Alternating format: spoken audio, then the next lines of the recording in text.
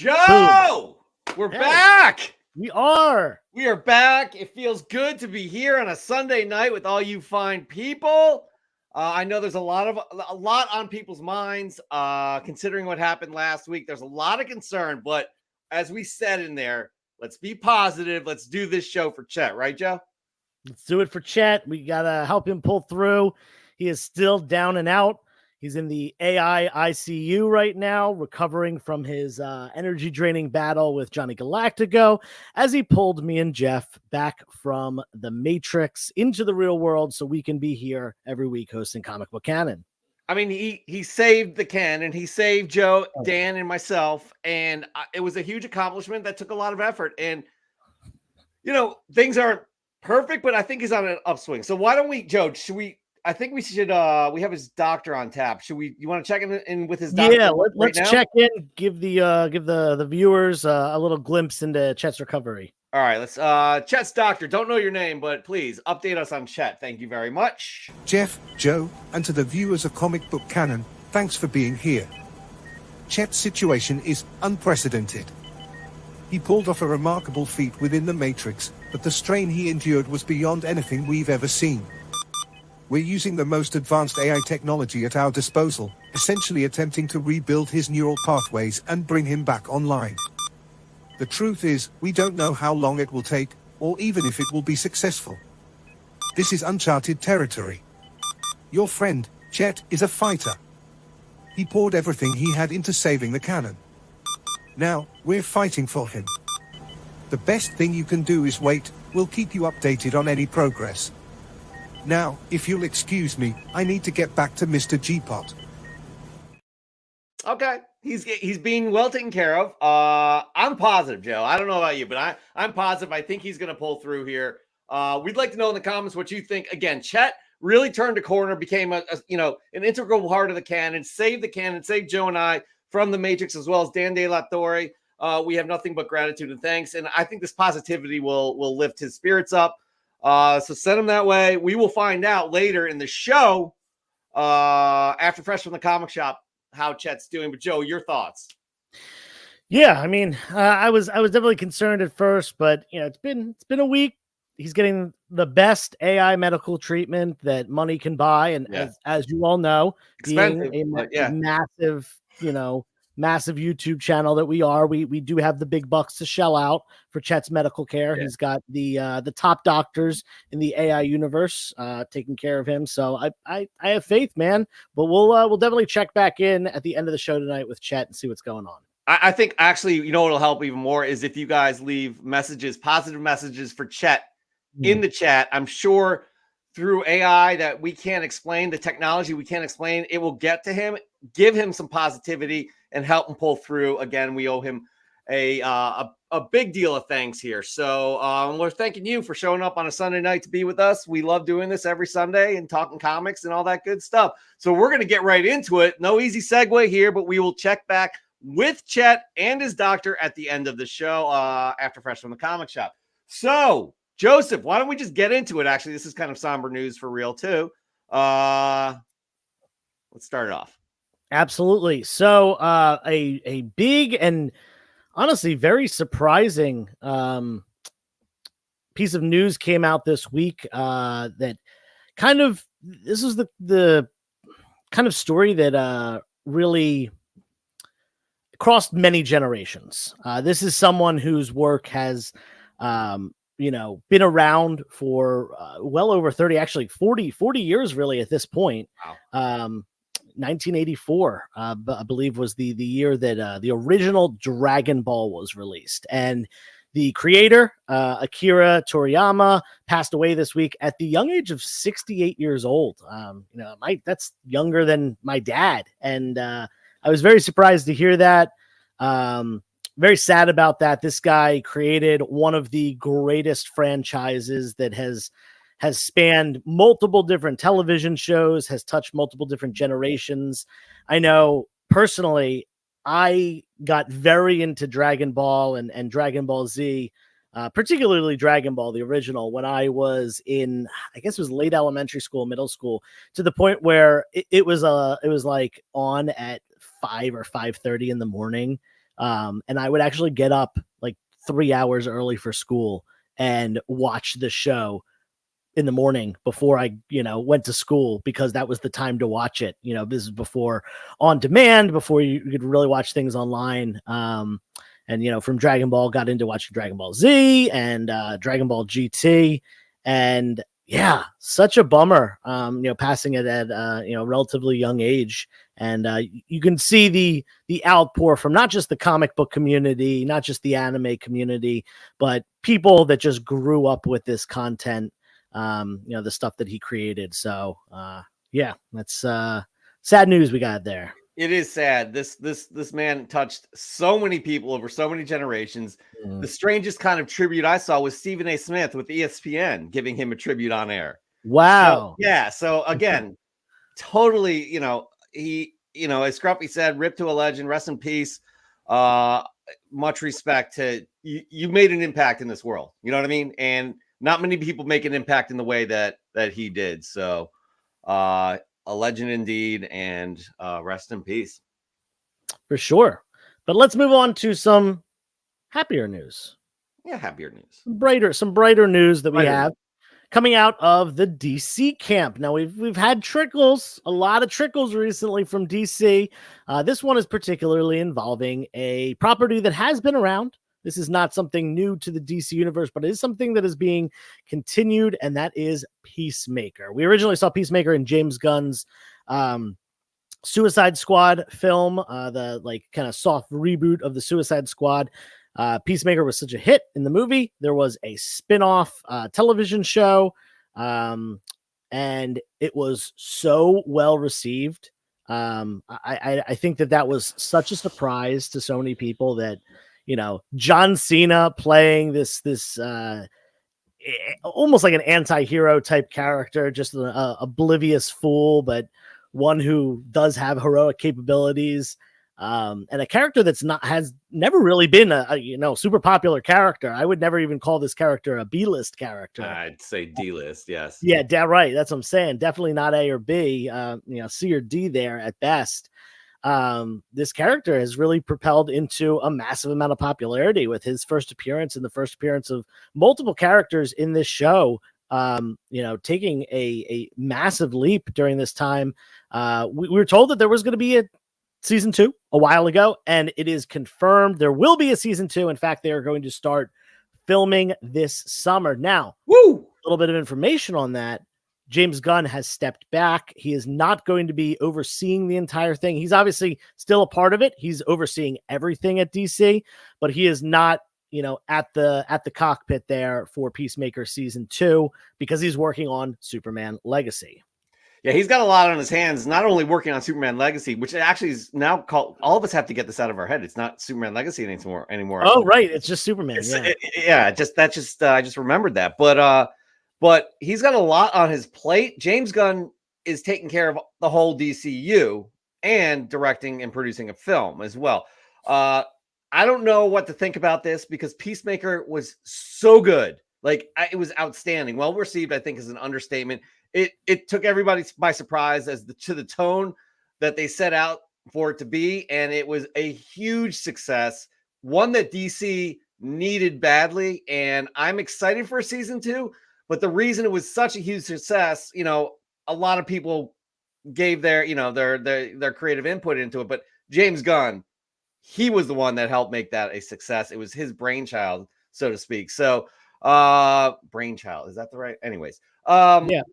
But yeah, so I don't know if I feel nervous about this. I trust that he'll put it into hands that he trusts, but I just hope they don't have one wrong ingredient in that pot right there that has to go to shit. So anyways, yeah, listen, we want these movies to succeed. I'm not thinking on the side of, negativity. Can't wait. I loved season 1. I loved this. In fact, I just rewatched the Suicide Squad like a week or 2 ago. Highly entertaining. Way better than the first one. But so our Adam Schefter of Comic Book Canon, Gunn says season 2 is set after Superman. Season 1 is not canon at season 2 or DCU. So I guess there's no connection from season 1 to season 2. Is that what you're saying, Adam Schefter? I mean, Josh's comics. If we can get some clarification there, I think what you're saying is season 2 will be its own thing set in this DCU. That's what I get from that, but please confirm. And he said, "You all." I don't know what I think that means yup. Yep, I figured that. But anyway, so we're gonna move on to some MCU news, Joseph. Yeah, this was just a little sprinkle, little tease, little first look at a character. Yeah, true. Character that is returning to the MCU after 16 long years since his initial debut in the second MCU movie, the Hulk, and that is Tim Blake Nelson as the leader. Now, we didn't see him as taking on really the role of the leader. We saw him as Sam Stearns, and then getting some chemicals dripped on his head at the end, laughing and screaming maniacally, and his head bubbling in a way. Up. Yep. And as you can see, we do have a more comic book accurate depiction of the character, the leader, with the large head and the always menacing goatee. You know, if a character has a goatee, you know they're a bad guy, except for like Doctor Strange and Tony Stark. Those are the only two that I can think of that have had goatees specifically for long periods of time that were good guys. Green Arrow. He's got a goatee. Is that a goatee? That's a goatee for sure. Everybody, please, in the chat, please comment on this. There are any good guys with goatees. Green Arrow definitely has a goatee. Let's be honest. Stop it. You are correct. You are correct. Thank you. But going back to this little piece of news here, I'm excited because I was excited to see the leader. I was excited. I thought the Hulk movie was good. Okay, great. Come at me. Come at me if y'all want. Like, I thought it was really good. But I'm excited that they're finally following up on this. I'm excited that we're going to see some form of a comic book accurate leader with the head and all that stuff. So, and he's formidable too, right? You know, if all clues are leading to that, the Red Hulk is going to be a part of this. The leader does have history with the Red Hulk when War of the Hulks or whatever it was, which was a really terrible event series. But I'm excited nonetheless. So that's what I have to say about that. Yeah, I mean, listen, there have been some duds in the MCU over the past couple years. But yeah, I have high hopes for some of the ones that are coming out. You know, going back to the roots a lot. You know, just really great mashups of characters and stuff like that, and fleshing out new characters as well. This is a movie that I definitely have high hopes for. Me too. I'm very excited for it. When does it come out? It doesn't come out this year because Deadpool will be coming out first. Or Deadpool's the only Marvel entry this year. That's film-wise. It is the only movie this year. Yes. So I guess we have to wait till next year. The slates change so much, it's hard to keep up. Yeah. They'll probably change 4 more times before all the movies that we know have come out. So. That's what happens with the strike and a pandemic and other things. So we'll get into that maybe a little bit down the road this year. But for now, that ends the news, and we're going to move on to the next segment. But before we do, we're going to say hello to everybody. But before we do that, we are going to tease the next segment, which is, Joseph, it's a little segment where the audience, you at home, the viewer, inquires with me, Joseph. It isn't called Inquire Joseph. No, hold on. I was up here with the professional level. We're taking it down. It's not called Inquire Joseph. It's called Ask Joe. Please put your questions in the chat. Anything comic book related or not comic book related for all we care. Put in the chat. I'll answer them. And Jeff. And Jeff. By the way, I do have a question. I'm just getting a comment that we had earlier on in the show about the Huxtable sweater. And now I'm putting 2 and 2 together. So you did bid on that Huxtable sweater from one of the episodes of the show, and you obviously won. It looks great on you. No, this is from Old Navy. I bought it 4 years ago. Right. Yeah. All of a sudden they sell Huxtable sweaters. Anyways, so before we get into Ask Joe and Jeff, we're going to say hello to you fine people. Thank you for joining us this evening. Please like and subscribe, share with your friends. We enjoy doing this with as many people as possible because so many different personalities contribute so many different things to this show. to the community in general with other shows. So again, please share, like, subscribe, etc., etc. We got Raising Elm Comics. I'm not sure what that's in reference to. I know that it's the Matrix, but I don't understand. I don't understand why. Justin is asking us this. No pills. I'm straight edge. There we go. Okay, that's fine. Now, Pope of Chili Town's in the house. What's happening? Last thing I remember was having a coffee at Joe's house. Now it's canon time. What? Uh-oh. Did Pope get stuck in the Matrix too? The Matrix was destroyed, I think. I mean, we have to look into that. But yeah. Dr. Plague is in the house cooking up dinner for the family while enjoying you fine folk, especially for that newborn. Be careful. I don't think you can eat regular people food. We got Mark Leneker. We got Raw Dog Comics. We got the Adam Schefter, a.k.a. Josh's Comics. We got Immortal Scruffy, Goonish Lurker, Dan De La Torre, who is worried about Chet. Here's the deal, guys. If you joined late, we just checked in with Chet's doctor. He's in critical condition in the AI ICU. I said that, AI ICU. So we are going to check with Chet's doctor at the end of the show after Fresh from the Comic Shop. Be sure to stick around to see what Chet's status is. It's very important. We got Bond. Paul Bond. The Cozy Cuddler has his cozy Cosby sweater on. See, that was great. We got Nikita Kari, who's just so happy to be here. He had to say, yay! Eggplant Comics in the house. Cosby sweater is back, just like Jello pudding pops. Again, guys, get your Ask Joe and Jeff questions in right now. And Joe, I mean, let's keep the positivity, right, Joe? This is why you did that. Let's do this show. Let's do it for Chet. Chet. Send those positive affirmations. Is it affirmations? Is that the word I'm looking for? Send those out there into the sphere, and Chet will get them, and he's going to be fine. I think he's going to be fine. Jordan Norrie in the house as well. We got a good group of people here. So I don't know if we want to answer Mike's question because I don't know if that's rhetorical.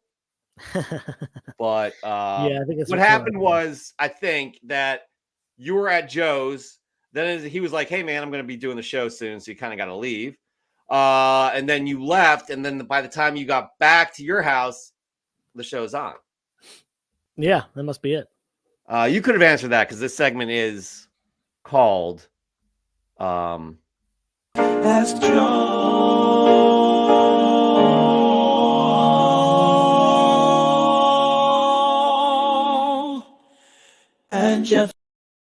and Jeff. Such a catchy tune. Like, we need to submit that into some sort of jingle awards. Okay. The music database at the Library of Congress. Yeah. By the way, I think I'm starting to get this, and it's really, I'm not going to comment on it. I got it a while ago. I didn't get it at all. Cosby pills. Yeah. Yeah. Wow. Oh boy. Yeah. Yeah. It did. I got it. I just was trying to get you away from it, and then wow. Okay. you just keep going back to it. Anyways, we have a segment to get to. Woo! We got hashtags trending now. Josh, thanks for the question. Ask Joe, CBC, and Jeff as well. What's the secret ingredient of the hot chocolate you drink sometimes on claim sales? So, the secret to the hot chocolatey drink is. This is not like a powder situation. This is not a chocolate syrup situation. Shelby actually melts down like baking dark chocolate, like baking dark chocolate bits. Melts it down, heats up the milk, and makes it that way. Which that's got to be delicious. Like makes it on the stove. This is not a microwave situation. This is a melting chocolate, adding milk as you go, and then eventually thinning it out with milk and getting it to the that is outstanding. That sounds like something that would do in the 50s or something like that, when you didn't have the powdery chocolate milk stuff. Back in my day. You married a good one right there. We all knew that, right? We all knew that, but she takes care of you with that hot chocolate. Hot chocolate, yeah. Everybody, please throw your questions in here. Like, subscribe, and share. That would be outstanding. Immortal Scruffy, good question right here. Ask Joe and Jeff what superhero should get their own movie. Joseph, you first. Let's go. Do you want to go one Marvel, one DC on this one? I was actually steering away from Marvel and DC. Oh, yeah. Were you? Okay, you do an indie then. That'll be your and Jeff part. Okay.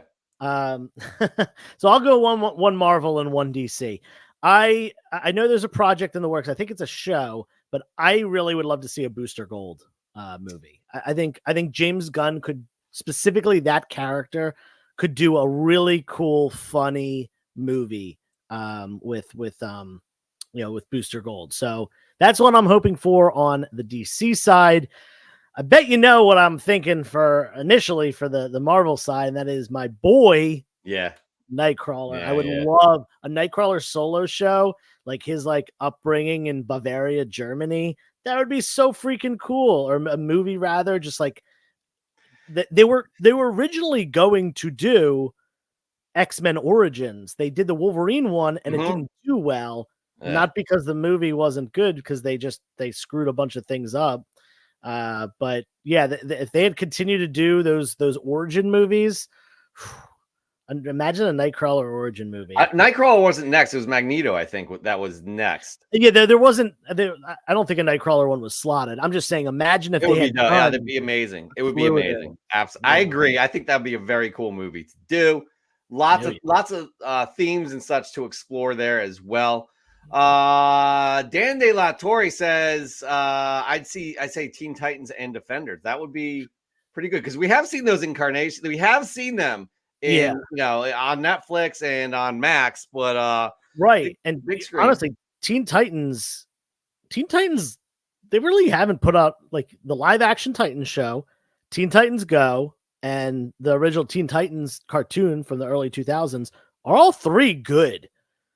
I totally agree with that one. I was thinking characters rather than teams, but right.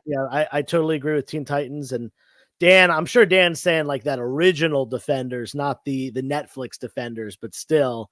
Oh, he's absolutely saying that. He's backstage clapping right now. He was probably throwing up when he heard about the announcement of the Defenders on Netflix. Yeah. But I like that. All right, I'm going to. Damn it, I don't like to admit this, but Dr. Plagueis knows me too well. Yeah, I'm not even joking. I was going to say Void Rivals. I want to see a Void Rivals movie that moves into Transformers and G.I. Joe. I would love to see it, and it's still in the early stages of this Energon universe, and I'm loving every bit of it. And I know a lot of people out there are as well. Don't make it out to be like I'm this crazy Void Rivals fan that won't stop talking about Void Rivals, G.I. Joe, and Transformers in the Energon universe, because I talk about it every show, but I'm not the only one out there, and I'm not getting defensive at all. Sounds offensive to me. Sorry. Anyways, we're going to move on here, though. Dan, we already heard from you. I don't know why I brought that up again. Joe, how many long boxes do you think your collection would be? Ooh. So my personal collection, it's slimmed down. It's much smaller than you probably think it is. The biggest part of it, the vast majority, the biggest section is my Amazing Spider-Man. I have almost every single Amazing Spider-Man book from the beginning of time, 1963, up until the issue that came out last week. I have volumes 2, 3, 4, 5, and 6 complete. Up to the issue that I picked up 4 days ago or whatever.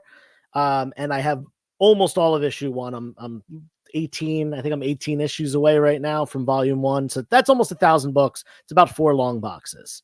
I also have a Claremont X-Men run that's a long box. I have all the Miller Daredevil, and then I have a bunch of Pre-Code Horror, Golden Age Batman, and other odds and ends. Miniseries that I like. Batman's Hush Run, Batman A Death in the Family, and Batman Year 1 and Year 2 and Year 3. So I have chunks of other stuff as well. I would say if you actually put it all into long boxes and looked at it, not including slabs, just the raw stuff, we're probably looking at probably 7 or 8 long boxes. And then there's a handful of slabs. I know you have more in your possession, but you sell those. Right. Yes. No inventory. I've got Let's not. 200 long boxes. Yeah, right it's kind of crazy. All right, mine sounds reasonable, I guess. I have 16. There you go. No, 18. 18. I'm sorry. So yeah, but I want to pare down. I definitely want to pare down. So your collection is bigger than mine. I know, which is unbelievable to me. Yeah. But yeah. All right, moving on to the next question, which is for me, and Jeff. The question is for Jeff. Who is your favorite X-Men? I'm not sure if you're talking X-Men team or X-Man. So I'm gonna go team because what got me into comic collecting on a monthly basis was X Factor. X Factor is my favorite X team. Okay. The original X Factor, which is the original X-Men, I guess, by the way, but I didn't know that at the time I was reading what they did, how they relaunched the original X-Men team. So I had no understanding of that when I first started.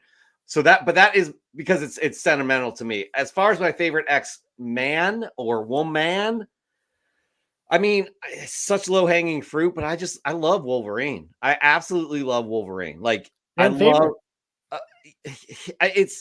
I'm sorry. I'm not going to apologize here. But I love Wolverine. Sure. That's my favorite because the Cannonball special with Colossus, who I do like me some Colossus too. And then Rogue. I think Rogue has really a interesting power that hinders her in terms of having relationships with people. So I gave you 3. I'm sorry. And we know who's Joe's favorite X-Men is. Maybe, yeah, I mean, favorite team though. Definitely Nightcrawler. But as far as team, I'm gonna go with what I grew up with, just kind of like what you said, what you got into, mutants with was, for you, X Factor. For me, it was the X-Men animated series. So we're talking Rogue, we're talking Jubilee. I think Jubilee is a massively underrated character. True. Yeah, Rogue, Jubilee, Wolvie, of course, Gambit. I gotta mention Cyclops. I don't like to mention Cyclops. He's boring, but he's like the Superman of Superman is more entertaining than or more interesting than Cyclops. Cyclops, and maybe I've missed some issues of some sorts to see, like he doesn't have much substance, right? In my opinion. He has certainly more recently, but like for like a long time, he was just such a Boy Scout with no just like boring. That's yeah. So, anyways, all right. But we just said it. Joe's favorite team is the X-Men animated series. Favorite X-Men is obviously Nightcrawler. My favorite X-Men it's got to be Wolverine, but my favorite team is X Factor. So there you go. Good question. I think Dr. Plagueis, please confirm this, but you're right there with me in terms of your love for Void Rivals in the Energon universe. Vinny Whitlock, love seeing you in the chat. By the way, you only have 2.5 short boxes left. Sounds like you're trying to get rid of your short boxes. And Juggernaut is awesome. And I would consider Juggernaut in the mutant family in terms of storylines and things like that, being associated with Magneto. I'm sorry, Professor X. Not a mutant still. I know he's not a mutant, but he's in. It's like Spider-Man, how Sony owns the Spider-Man characters, and Morbius is in that. You know what I mean? Oh, you're saying he is an X-Men character? Yeah, he was. Yeah, okay, absolutely. Fair. So yeah, I totally agree. I mean, he originated in X-Men, is related to an X-Men, fights the X-Men, teams up with the X-Men on occasion. Yes. Exactly. So, okay. Anyways, moving on. We have Josh's comics again. Joe, people are saying you are Red from Shawshank Redemption because you always find what we need. Care to comment? Yeah, that's kind of funny. Like I get messages a lot, from people that know I sell comics saying, hey, do you have this? Do you have this? And I always try. I actually started a note in my phone. I used to use Post-it notes, and there's actually like 5 on my wall still sitting over there that I was never able to fulfill. But I started doing it with notes on my phone. Just, this person needs this book. This person needs this book. And I was actually able to help someone almost complete their G.I. Joe run, which is, it's 155 issues. And they ended up getting like 40 some issues from me this week. So wow. big show. Yeah. Like that's almost a third quarter of it. Yeah. So, You know, that's it's always fun to, you know, help other collectors complete their collection and, you know, fund my own while doing so. That's incredible. And Red is the character with the mouse, right? In Shawshank. Oh, I was thinking Red was Morgan Freeman's Oh, character. Morgan Freeman. Yeah. God, I'm terrible with names. Okay. Anyways, excellent movie. We're about to end this segment unless you all send us a Ask Joe and Jeff question. We love this part. We love Well, this. we have one more, remember? We do? From let's bring him in. Bring him in. Judge. Hello, Judge. I'm not the judge yet. I'm still in my back room in the chambers here. By the way, this is literally the only corner in the entire house my wife lets me have. So that's it. That's why when she gets ticked off if she sees this grow, and she's threatened. You know, I'll be borrowing one of your guys' couches if I get another box. Let's put it that way. Okay. So I have a good question for Joe. You're the perfect person to ask this because you are you're so deep into buying and selling of comics. Graders, it seems to me, and let me just throw it out, and you sort of assemble it any way you want. Let me bring this out here. I've got this gorgeous Journey to Mystery annual #1, and it's at 5.5 white pages. It's super crisp, super corners, super white pages, but it's only a 5.5. And if you wonder why, even the back is gorgeous, except for the very, very bottom here. I hope you can see it. This water stain right here. Now, I don't know. I'm not an expert on paper. I'm not an expert on what water does regarding the damage of it. But it seems to me that grading companies, if Tony comes in from EGS and want to get his take on it, yeah, this should be at least a 7.5 or 8, maybe. So it's at least a couple points that the grading companies will knock down. Do you agree with that? That's pretty harsh as far as I'm concerned. And is there anything you can do with water stain and all that? So tell me everything that you know about that. Yeah. Okay. So let's go back to the beginning here. To how specifically, you know, I have more experience sending into CGC. So I'm just going to talk in terms of CGC. CGC grades very harshly for stains, especially water stains. That is something that brings grades down considerably. I have books that truly, to me, look like they should be in the 8s, but they are 5s, 5.5s, 6s. They are very, very hard on that. So that is the reality of it, whether I agree with it or not. Now, do I agree with it? Do they say why, by the way? You know what? I have that CGC book, and off the top of my head, I can't tell you.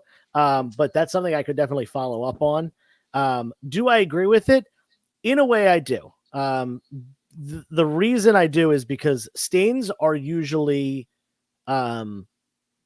they're there because something significant happened to that book.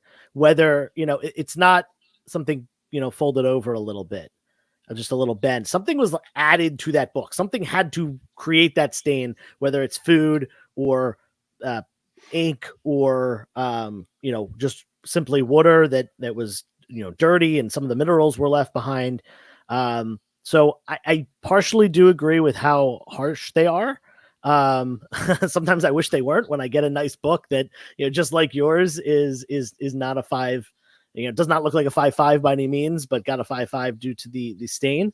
But I understand why they are harsh. Now, going forward to your kind of second part of this is there anything to do about it? And the answer is yes. And actually Paul Bond, who's in the chat right now, he does a phenomenal job at stain removal. Not just stains like water stains, but he does a great job at cleaning and pressing, you know, dry cleaning, as well as doing, if you've ever heard of the blue light treatment, which is, it actually uses peroxide and blue LED lights, and it essentially just whitens and lightens the comic book cover without deteriorating the colored inks on the page. So he is an absolute expert on it. I am not. I know of it. I know kind of the science behind how it happens. But one thing that we have to remember that I'm concerned about a little bit as far as utilizing a process like that is that what happens is a chemical reaction. You are creating a chemical reaction on the cover of your comic book. My only concern is how that's going to affect the paper long term, because it technically does something to change it. So as far as my stuff, I did have him do some of that, some of those treatments to some of my books recently, because I thought they needed it. I thought those books would increase in eye appeal and even possibly grade if they were treated with that blue light treatment. It is important, though, very important, as Paul figured out, not to overdo it.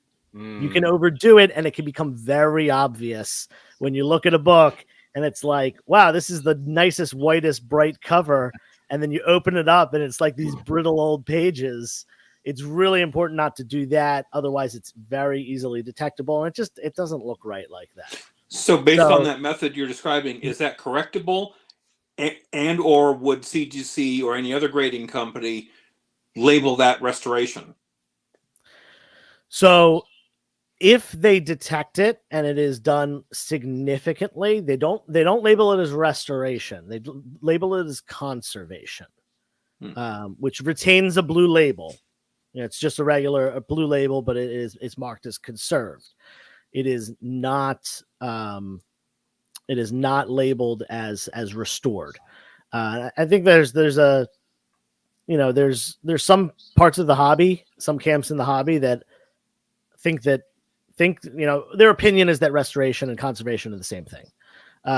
Most people do not. Most people value conservation at almost the value of what a regular one is versus a purple label is like half the value.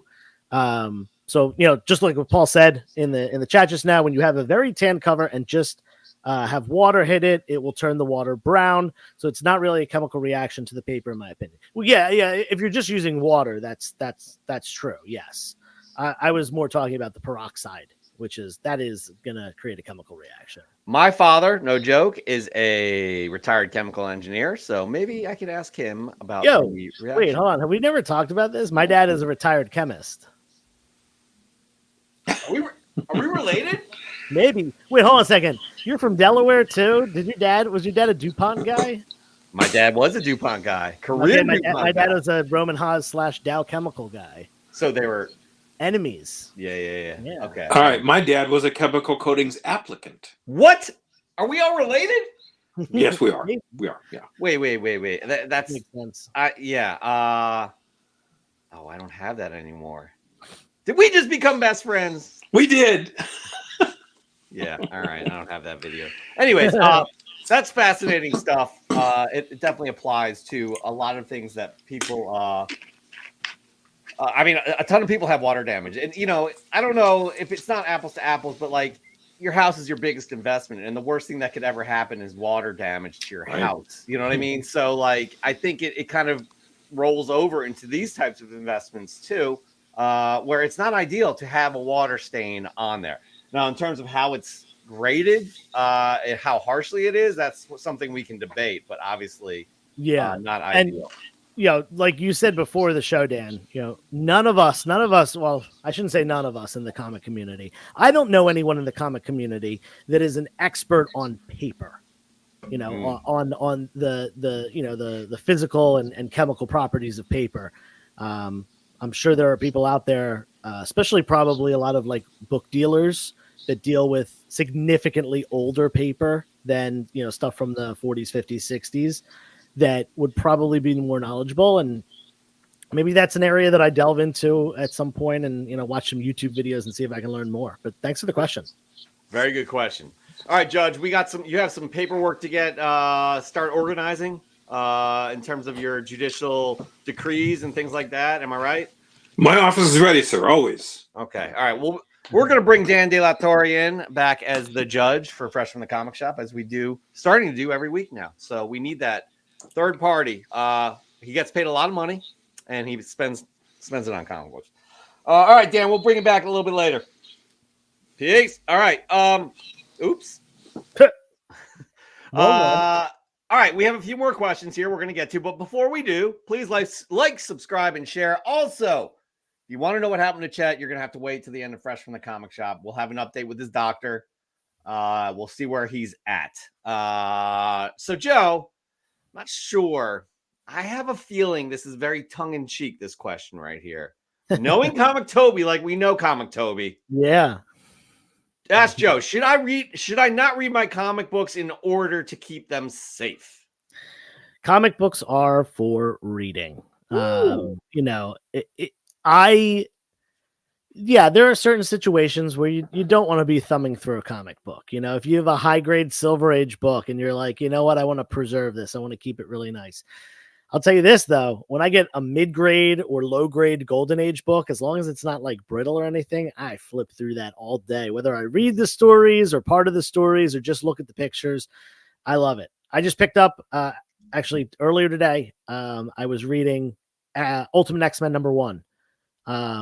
You know, not really a spec book, I guess, kind of, you know, a modern book that people are hype on. But yeah, I read that book. I don't. Probably going to be a cover price book forever. Sure. But more importantly, it's, you know, I want to read the story, you know? So yes, you should read your comic books, but there are also some that you probably shouldn't. That's, which is fine. Sometimes, like I read my Ultimate Spider-Man immediately.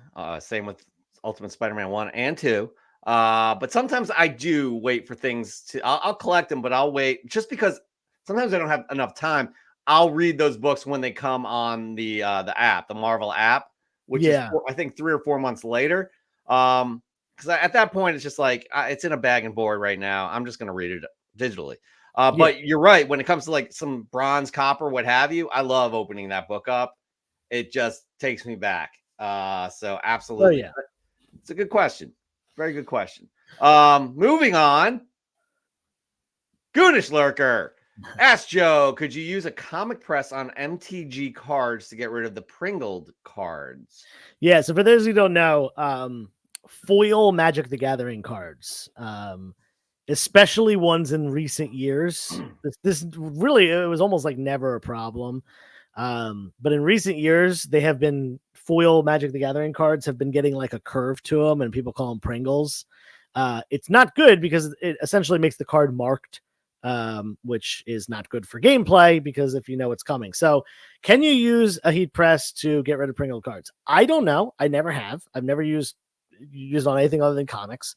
I would be concerned about melting the plastic of the foil. Probably not a good idea. Maybe if you did it on like lower heat, you know, 125 or something like that, rather than, you know, normal comics, you do at 165. So you definitely want to lower heat. One thing that works with them though, that happens a lot because of moisture. If you have little packets of silica gel, put them in your deck box and it actually will help unpringle cards. That's interesting. Yeah, honestly, I don't collect those cards. I don't know much about those cards, but from what it sounds like, they're not traditional cards with paper stock. They are, you know, they have other sorts of treatment to them, like the foil. Yeah, the foiling is essentially a plastic sheet over the I wouldn't mess with that at all in any sort of press or heat or anything like that. Right, that doesn't seem like a good idea. No, not at all. You sound like a smart guy, Goonish, but that's a dumb question. Just kidding. I'm just kidding. No, I'm not. Yeah, I am. All right, Joe, it looks like we're about to end this segment. Oh, this great segment called Ask Joe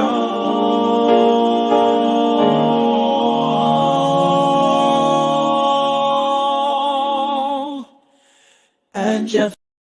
Outstanding jingle. So thank you all for participating. Thank you all for asking questions, which is participating. And yeah, we're going to move on to the next segment, which requires oversight, an oversight committee of one judge, which wouldn't make it a committee then, right? Because it's committee is multiple people. But anyways, we have a judge dedicated to Fresh from the Comic Shop. But I don't remember what the segment's called that we're going to do. What's it called? Well, since you already said it. Yeah. And I didn't have time to stop you. No. I'm just going to say it here. Please. I'm going to say it now without any sort of a further ado. Amen. I'm going to introduce the next segment. Is this making my voice sound weird, or is it just It normal? makes it like you look like a hype DJ. Wicka, wicka, wicka, Yeah. chicka, wow. Fresh from the comic shop. Fly from the press and salon. That's right. We ask you, the fine audience, to send in your fresh gets each and every week, and you never disappoint. Not only can you share with this wonderful community what books you just added to your collection, but you can also win a monthly prize that rolls into a yearly prize, which we'll get to in a hot second. But again, this is our marquee, our flagpole segment of the show. You all love it because you can win a wonderful prize from our good partners, good friends of the show, EGS Comics and Spider Dude Comics. That's right. EGS, save 5% off your first order using the code Canon5. These optional custom labels are fire, as the kids say. I think they say that. Free graders notes and fast turnaround times. No joke. We also love their proprietary case. I think it's better than CGC's. I think Joe feels the same way. I know Dan De La Torre feels the same way. So a wonderful company. Link is down below in the description, as well as Spider Dude Comics. Great deals on comic books. And we have some bangers, as the kids say as well, Joe. Bangers. Now, before we get into the criteria that we ask you all each and every week, if you're interested in moving on to the semifinals, Joe, you look like you're frozen. Okay. No. I'm alive. You're like this. I was just Anyways, thinking. before we do that, we're gonna take care of a little business here because we had our February book of the month with this amazing Spider-Man number 620. This is the cover A. It is gorgeous. We talked about those custom labels right there. Look at the top, the red and black gradient, 9.8 matches that cover beautifully. We love seeing that. So the finals were Dr. Plagueis versus Raising Elm, two of our favorite people. And the winner is Joe. Drum roll, please. February winner of Fresh from the Comic Shop is Dr. Plagueis, 57%. Over Raising Elm's 43%. Everybody, votes do matter because it helps with the seeding for the yearly Fresh from the Comic Shop prize, which we have going on right now. So congratulations to Dr. Plagueis. Justin, you are just an incredible person who submits these books. It's very creative, both of you guys. So congratulations, Dr. Plagueis. You win, and you'll be submitted into the 2024 Fresh from the Comic Shop tournament. Now, here we are. We've been waiting. This is why we took so long, right, Joe? It's why we took so long. We are entering March Madness, the NCAA men's and women's college hoops. It's a extravaganza of sports betting and brackets and all that stuff. And no better way to celebrate that than having our own bracket, which is the final four of the Fresh from the Comic Shop 2023 contest. So we have Nukes Comics going up against our winner of February, Dr. Plagueis, and Super Crispy going up against Goonish Lurker.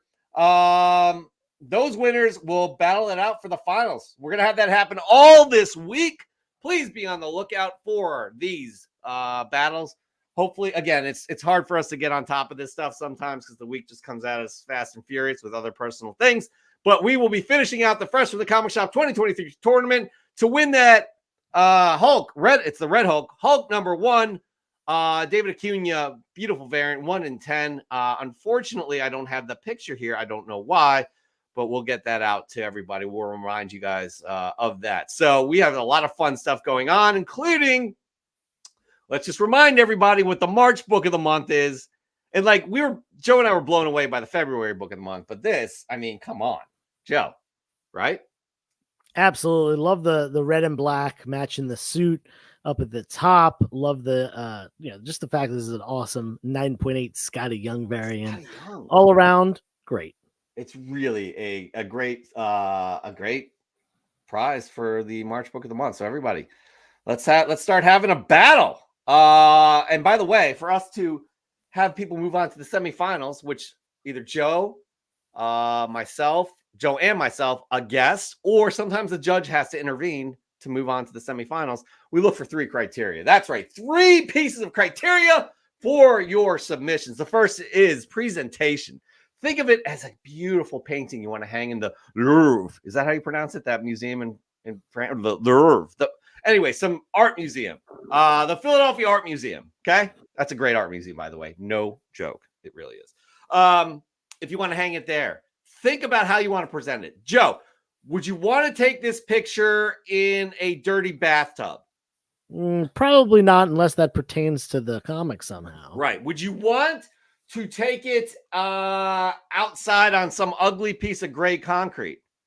Yeah, if it pertains to the story somehow. But most likely no. Okay. Probably not. Would you want to take it with harsh lighting or a smudge filled Vaseline camera? Probably not. No, you don't. You want to optimize this picture. You want to get artistic with it. You want to have the picture relate to the book. You want to have it all just as well composed, well lit, shot. Again, I'm going to say it again. Justin, aka Raising Elm, does a fantastic job of this. Nukes Comics does a fantastic job of this. So take a look at those people right there. A lot of creative things happening with their submissions. Joe, our second piece of criteria is we want to see something unique. Now, unique, you guys, you might be thinking, wow, unique. I don't think I can afford that. That would cost me, I don't know, roughly $30,000. But you know what? It does not have to cost you $30,000. It could cost you $30 or 30 cents or $3 or $3.38, whatever you want to pay for it, because unique doesn't necessarily mean $30,000. A unique comic could be something we've never seen before. An indie book, a golden age book that time has forgotten, a book that has some original art or a signature on it, or an error or something significant about it that makes it cool, hard to find, even a modern ratio variant that makes it a little bit more unique. So show us something we've never seen before. Well done, Joe. That was very well done. And finally, give us a story. Pull at our heartstrings. What does this book mean to you? I don't know. It's Academy Awards are tonight. So what? 20 years ago, you thought that Daredevil movie was going to win the Academy Award. It was going to win the Academy Award for Best Picture. And you bet your friend, Steve, right? Steve's like, hell no, that thing's not going to win. You bet him. What book was it, Joe? What did you bet him? Daredevil #1, obviously. Daredevil #1.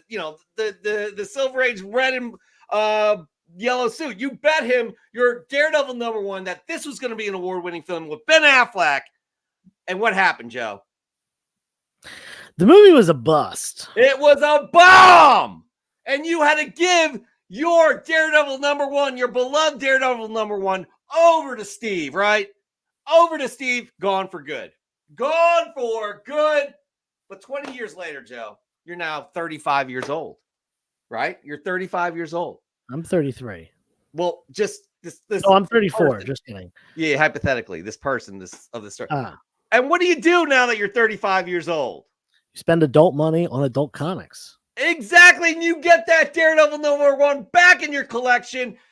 And you finally admit that the Daredevil movie was an absolute bomb. So yeah. that'll tear it. It's a great story. Great story right there. So send in a picture of your Daredevil #1 that you lost to Steve, but you finally admit that Daredevil is a terrible, terrible movie. But here we are again. Okay, so we're going to start it off. We're going to kick it off. Your submissions. And we're going to have somebody move on to the semifinals, which I do believe will battle this week against last week's semifinalist. And I don't remember who it was. But we're always good at figuring it out. But we're not good sometimes. We may miss, a submission here and there, and I feel bad. So Raising Elm's submission from last week was left out. Look at this gorgeous book. Oh, howdy, comic fam. I hope everyone had a great week and weekend. My local comic shop didn't have any copies of this awesome Star Wars Mace Windu issue #1 when it was released a week or so ago. However, when I went back a few days ago, there was a single copy just chilling on the shelf. Like it was waiting for me. Obviously, this is going in Elijah's PC, but I may have to flip through it first. May the force be with us all. Much love, comic fam.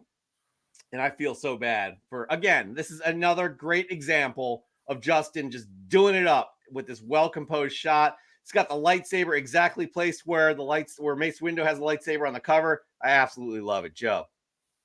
Yeah, it's a super sick cover. Using a little prop there. Great lighting. And notice that wasn't like well lit in other facets, but it was well lit by the lightsaber itself, which makes it even cooler. Yeah, absolutely. Well done as always, Justin. And we have another one from Justin that is just like, yes, Josh, that was his submission from last week. That was forgotten. I do believe we forgot to have it.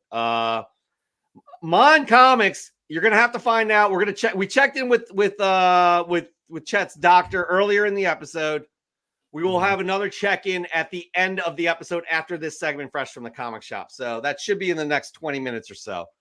So hang tight, please. He's not doing okay, but he's going to pull through. Joe and I firmly believe he's going to pull through. Thank you for asking. Moving on. Who do we have? Danny from Earth 616, aka Danny and Tessa. Here we go. Oh, where are we?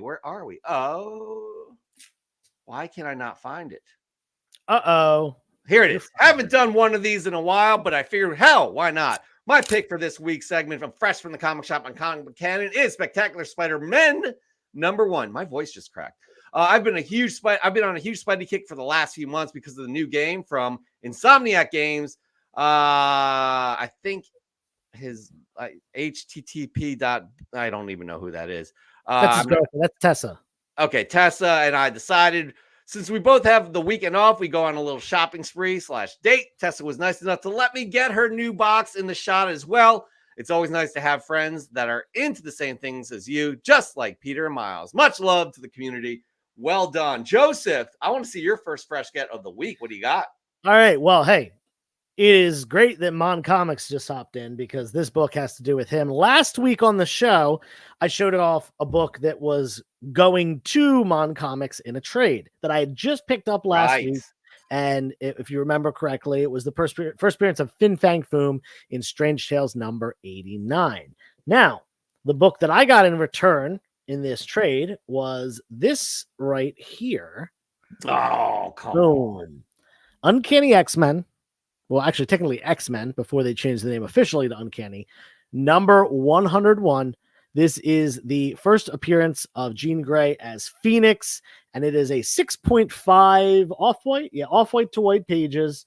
And it is signed by the great Chris Claremont, Mr. X-Men himself, creator of just so many characters, and even the characters he didn't create, he really made them the characters that we know them as. Absolutely. As opposed to, the original versions. So very cool to have this. I'm a little torn because I have this. This is like I said, 6.5 signed. I have a higher grade one in my personal collection. Do I want to keep the 8.0 or do I want to keep the 6.5 because it's signed? I have to make that decision. I think I'm going to keep the higher grade one. It's tough. I'm not a big signature person for anything. However, you have that there. I would keep the 6.5 with the signature.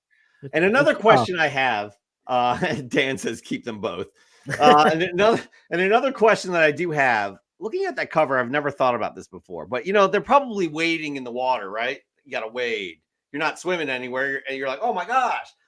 Does Nightcrawler use his tail to help him wade in the water, you think? Oh, for sure. That thing's going like a propeller. Yeah, I figured. That's all I wanted to know. You being the biggest Nightcrawler fan I know, that was the question I had. Moving on, we have, by the way, that's a great pickup. I love it. We got Goonish Lurker. This fresh from the comic shop submission is a pickup I got from a comedy show. This is Thorer #2, a creator-owned comic by TN Comedy. Comedy and horror are two things I enjoy very much, and this was a pleasure to add to my PC. I love being able to showcase independent comics I'm able to find. Check out Thomas Nichols' page for some comedy content and his comic content. Hope you all enjoy. That is a unique book right there, no doubt about that. Well done on the Cheddar Goblins there on the right. Goonish, good job, man. Good job indeed. I love it. I'm going to go with my second fresh scared of the week. Our first fresh scared of the week, actually. To nobody's surprise at all, it's Void Rivals #7. I haven't read it yet, but I probably will read it tonight before I go to bed. I'm so surprised you bought a Void Rivals book. Yeah, I know. It is surprising, actually. Dr. Plagueis, let me know if you've read it. Also, maybe I'll just... Joe, I've been telling you I wanted to read my ASM 252. I think I may reread that tonight as well. Okay, read that before bed. Yeah, just letting you know. Moving on, we got Josh's comics. Love this guy and love the effort he's putting into these books. And I say it every week because I think he did start taking pictures in his dirty bathtub.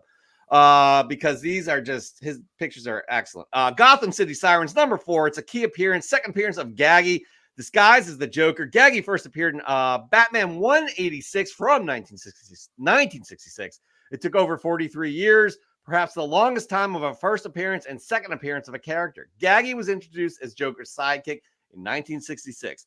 He disappeared, but 43 years later, he would return to take on the Sirens. It's one of my favorite runs. Excuse me, I just burped. And written by the legendary Paul Dini. Love my latest at DC and hope to see the series get live action movie one day. Well done. Well done indeed. Joseph. Yes. Second fresh get of the week. What do you got? Second fresh get of the week. By the way, I mentioned to you a really good one that I have. I'm saving that for last. But okay. We got to do the second. Before you do that, I have a preamble I'd like before you show that one. So. Okay. You can preamble before that one. Yeah. This is a pretty cool little piece of history right here. This is a Daredevil number 187 from the Frank Miller run. And you'll notice at the bottom right here, it almost looks like it's supposed to be part of the cover because it's red, just like the art and the trade dress. It says not to be sold. This stamp was used to mark books that were given away as complimentary copies to not just the artists and the writers and the editors and people that worked at Marvel, but also people all along the way. People at the factories that actually published, printed the books and put them together were given these copies. So everyone that worked along the way was given these copies, and they were marked, not to be resold. This was like, complimentary, you're not supposed to sell them or whatever. But I just thought that's such a cool piece of history that this was given to someone who whether they were an artist, an editor, worked in the office at Marvel, or worked at the printing press, whatever it may be. It was at one point owned by them. It was randomly in a collection that I bought, and I think I found 4 books so far. One was like a random one. There's this one, a Wolverine #3 from the limited series, and the comic book adaptation of the movie Annie. Yeah, but those were the 4 that I found that were stamped. And honestly, I probably missed quite a few. If that was in the 32 long box collection that I got, so right. There's a good chance that I missed some of them in there. So they might be in my dollar bin somewhere if anyone wants to find one of those at some point. I've never heard of that. That's so cool to know that it's somebody that worked on that book. Yeah, that's very cool. I like that. That would count as something that's unique. Right. Well done indeed. You know who also has a well done submission? It's Mike Hags. Look at this. Rocking out with this recent scoop. I grabbed this and issue 5 for $25. I couldn't say no. Hot take coming in. I think issue 5 has the better cover. Just my opinion, folks. Wolverine and Spider-Man for the championship. I hope that's the right one I took from. I don't know. Wolverine and Spider-Man? I don't. Anyways, that's what was said. But it's still a great setup with, you got what's his face in the background. What's his face? Yeah. with his what's his face's first appearance. Omega Red. Omega Red. Damn it, my bad. Anyways, my second fresh get of the week. I'm just gonna hop right into it right now. Hey, from the Energon universe, we got Duke #3. So excited to read #2. Haven't read #2 yet. I know it's really, again, not as exciting. The third book, though, Josh knows what I'm going to be showing for my third book. I bet you Josh knows. Moving on, we got Nori Jordan. By the way, Nori Jordan loves his bullseye. And I like this Mark Texera background here. Really, really, really nice. So where are you, Nori Jordan? Where are you? There we go. It was a slow week, but I was able to pick up a few fun books. Since I've placed more effort into getting bullseye related books, I've realized that this character and the Punisher went at it quite a bit. I found 4 issues of Punisher Max with Bullseye, and issue 7 has a great cover. That's a trippy cover. I haven't had a chance to read them yet, but hopefully Punisher gets his ass kicked. Pretty sad. The Punisher needs a bunch of guns to be a tough guy, and Bullseye just needs a deck of cards. Take care, everyone. I don't know. They're both very formidable, I would say. Joseph, your third fresh get of the week. What do you got? All right. So time out. Let me just do a little preamble. Okay. And by that, every week this happens. Yo, I can't wait to show off my new fresh get, fresh from the comic shop. You're gonna love my third one because I just stumbled upon this banger of a collection right here, and it's got this book. And I'm so desensitized to these comments from him when he calls me because, of course, it's going to be some amazing book. And I just want one day where you show shitty books for your fresh from the comic shops, but I'm proud of you. Go ahead.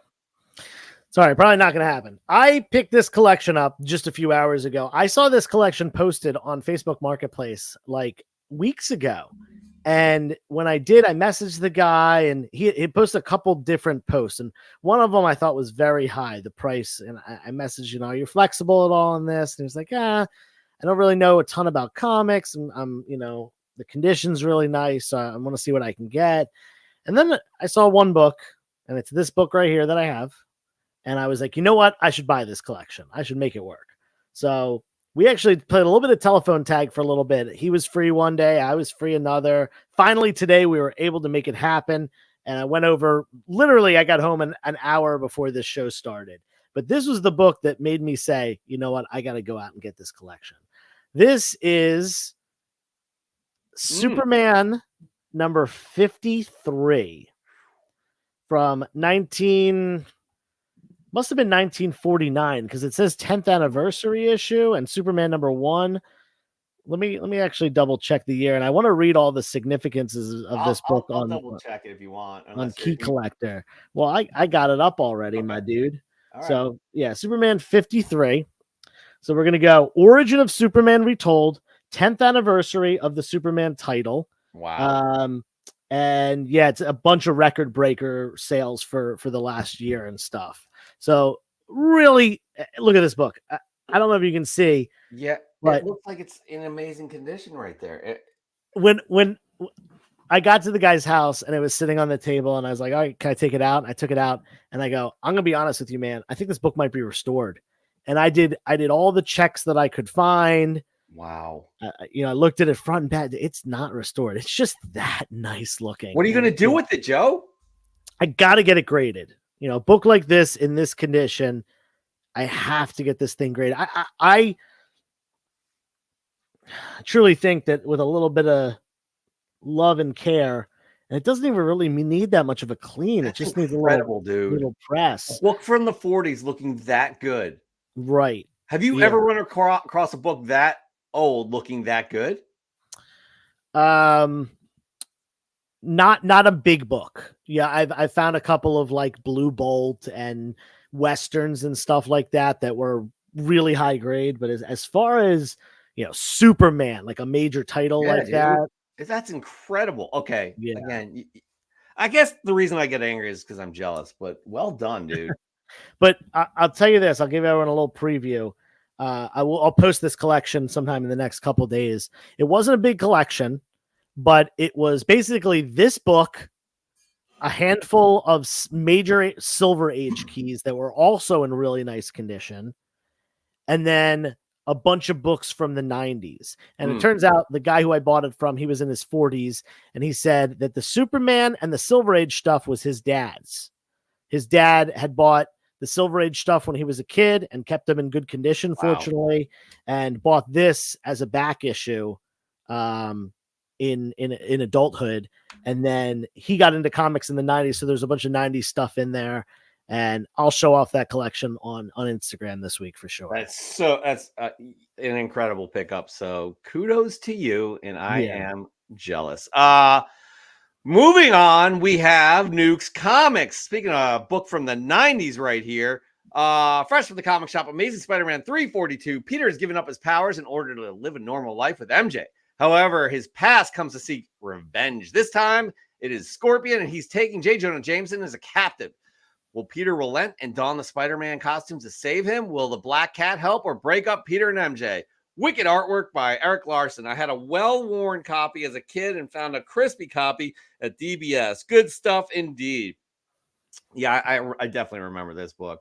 Eric Larson at his peak. It was incredible. All right, I'm going to do my fresh get of the week, my third one. And this one, I don't know. Josh, aka Josh's Comics, aka the Adam Schefter of Comic Book Canon. He was the one that told me about that they were going to, a couple months ago, that they were going to be releasing a series like this. And it's Batman First Night, right? Prestige format, Black Label. Very, very cool. It's Gotham City in 1939. You have the underpinnings of like just getting out of the Depression, just still recovering from World War I, getting into conflicts that were going to lead into World War II. You got fascism, you got anti-Semitism addressed in this book. It's really a really great, I'm not kidding, like a great read. I was really blown away by it. I can't recommend this book enough. The artwork, just the gritty tone of the time period of Gotham. It was really good. Highly recommended to all you people. I am absolutely going to be collecting issues 2 and 3 as well. Dan Jurgens, Mike Perkins with the art.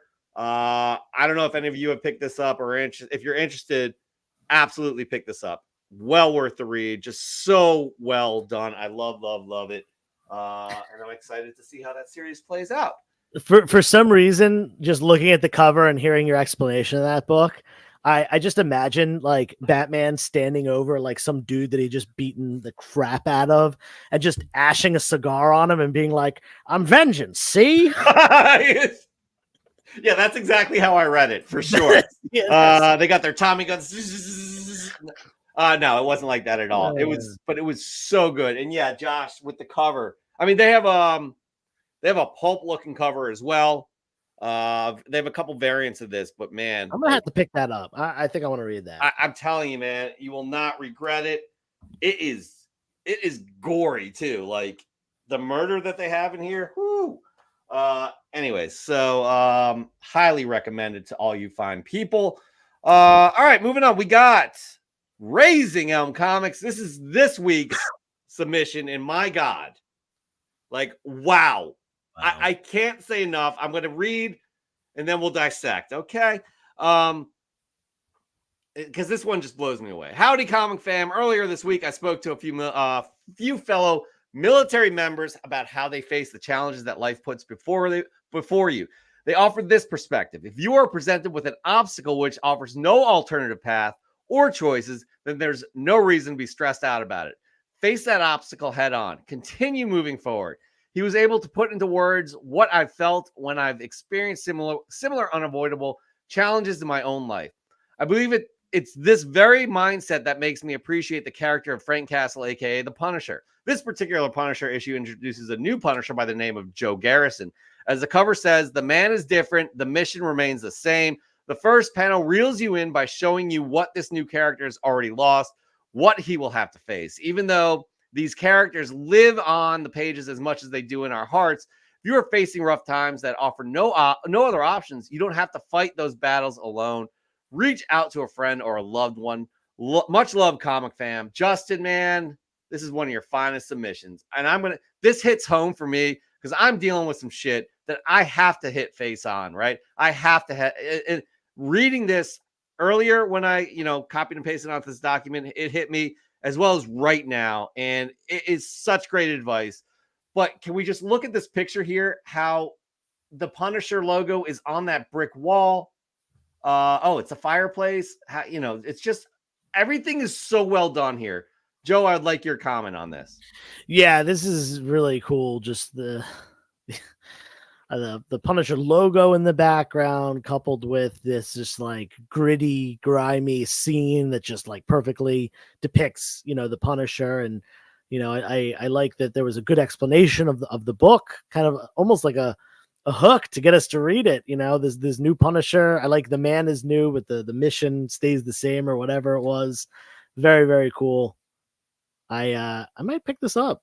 Yeah. They are ending the series, I heard, after issue number 4. But Okay. Easy but then. Yeah, exactly. It's 4 issues. But my God, again, that message really hits home, Justin. Thank you for sending that in. I truly appreciate it personally. And I all of us appreciate what you contribute each and every week. So well done. And then finally we got Raw Dog Comics. This is a great cover. Outstanding cover. And it's a foil. What if Venom? Hey, comic fam. I think last time I posted, I let you know I had started working 2 jobs. That has kept me very busy, and now I'm able to buy more comic books. I've been keeping up with the weekly new comic book day purchases. I went in last week, and behind the stack of What If Venom books was this beautiful foil cover. Every week brings in new comic books, new comic book day, and another episode of Comic Book Canon. Here we are at Raw Dog Comics. Never miss a Comic Book Canon episode. We look forward to it every week.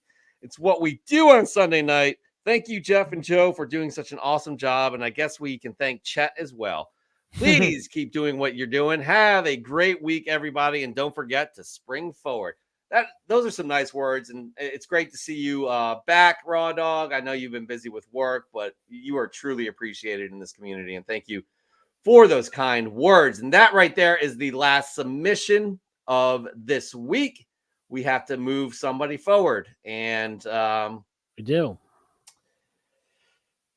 I have one in mind. You've won. I have a couple. Okay. Let me give you one that I thought. I really, really like Josh's. Yeah. Put that up on the screen. Yes, I want to go I through will. this because this one, I do too. Awesome skyline of Gotham City, and the title of the book, Gotham City Sirens. We even have the sirens superimposed up top. Love it.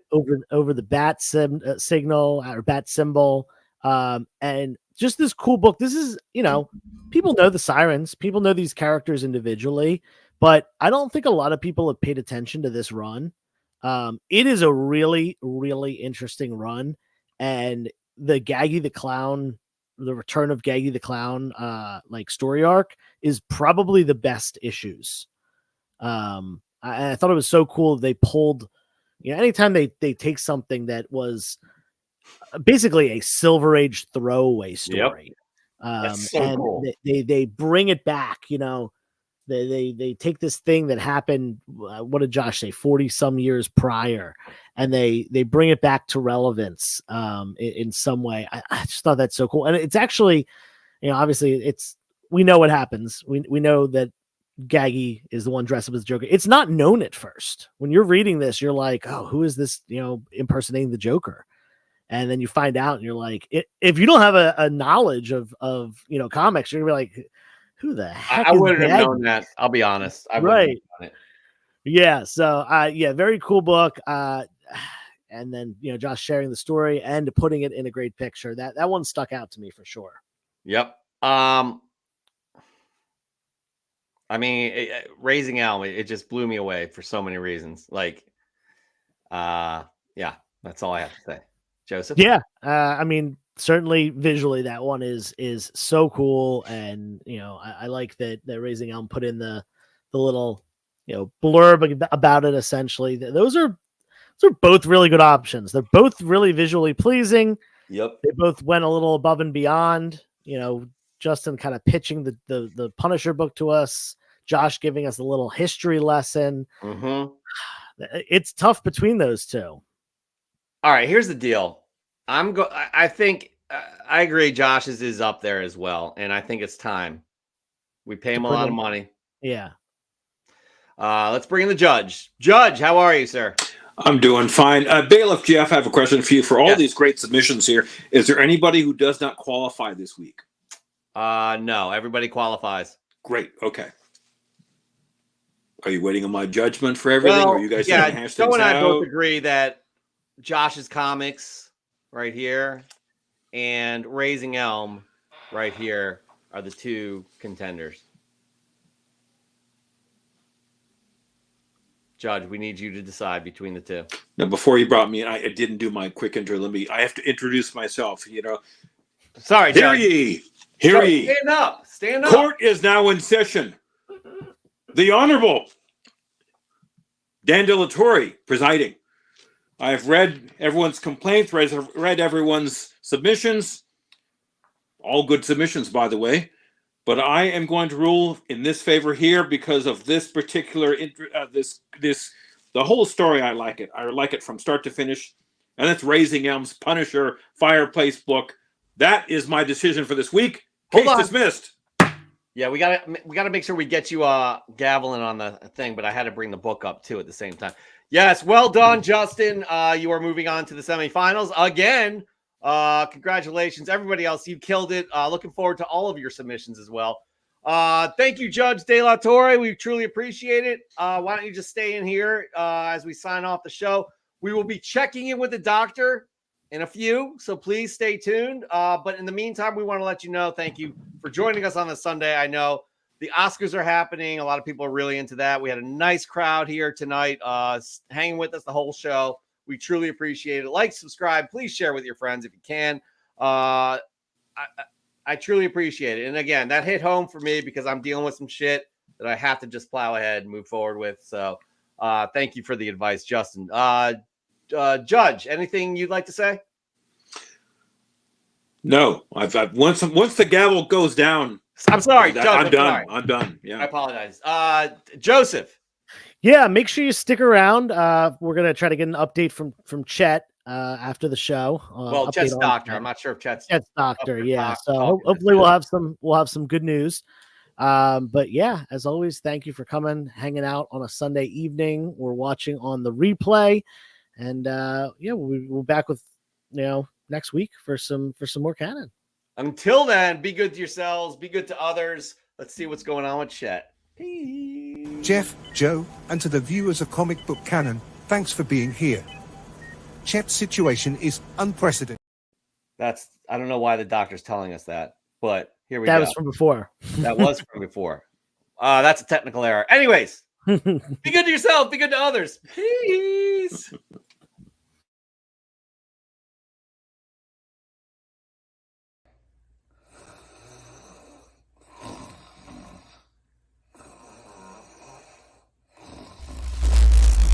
What? There's been a disturbance in the force.